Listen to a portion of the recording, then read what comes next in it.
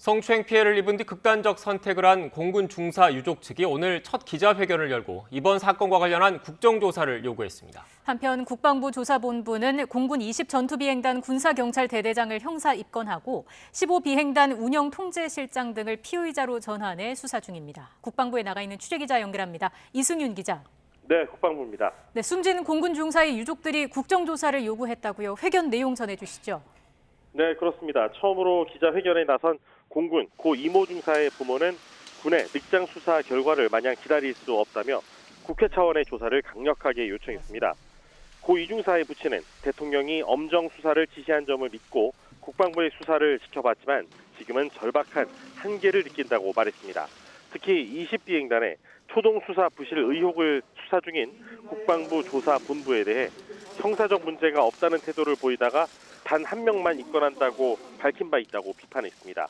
그러면서 사건의 실체적 진실을 밝히기 위해 현재 국방부 조사본부와 감사관실 차원의 조사 대신에 국정조사가 불가피하다고 강조했습니다.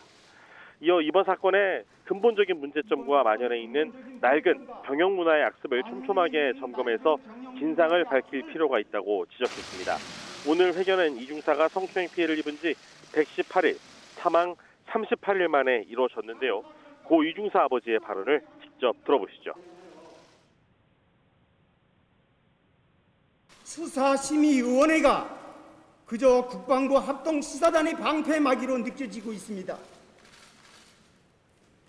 본론을 말씀드리면 이 사건의 실체적 진실을 밝히기 위해서는 지금이 국방부 수사본부와 감사관실 차원의 조사는 부적절하고 국정조사가 불가피하다는 겁니다. 네, 이런 가운데 국방부 합동수사단이 20비행단 군사경찰대대장을 형사 입건하는 등 추가 조치도 취했군요.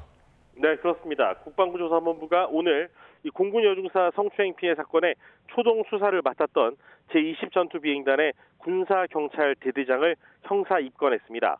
조사본부는 그동안의 수사 결과를 정리해 오늘 중으로 국방부 검찰단의 사건 기록 일체를 송치할 예정이라며 이같이 밝혔습니다.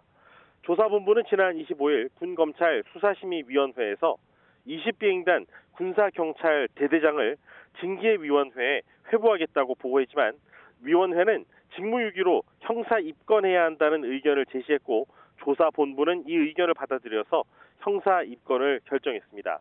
국방부는 또 이 중사가 성추행 피해 이후 전속해간 이 공군 제15특수임무비행단에서 2차 가해 의혹을 받고 있는 이 운영통제실장과 레이더 정비반장을 피의자로 전환해서 수사하고 있습니다.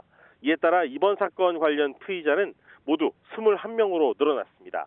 앞서 지난 25일 유족 측은 이미 피의자 신분인 제15특수임무비행단의 대대장, 중대장과 함께 운영통제실장, 레이더 정비반장을 추가로 국방부 검찰단에 고소한 상태입니다. 유족 측 변호인인 김정환 변호사는 국방부 감찰관실이 직접 확인한 여러 의혹에도 불구하고 수사로의 전환과 고발 여부도 스스로 결정하지 못한 건 이 역량과 의지가 부족하다면서 이 국방부 검찰단의 직접 수사가 불가피하다고 판단했다고 설명했습니다. 이런 가운데 공군은 수사 초동 조치가 미흡했던 20전투비행단의 군사경찰대대장과 수사계장, 공군본부 법무실, 국선 변호사 등 4명을 보직 해임 조치했습니다. 이런 가운데 병영문화 개선을 위한 민관군 합동위원회가 오늘 오후에 출범해 첫 회의를 열고 있어서 그 결과도 주목됩니다. 지금까지 국방부에서 YTN 이승윤입니다.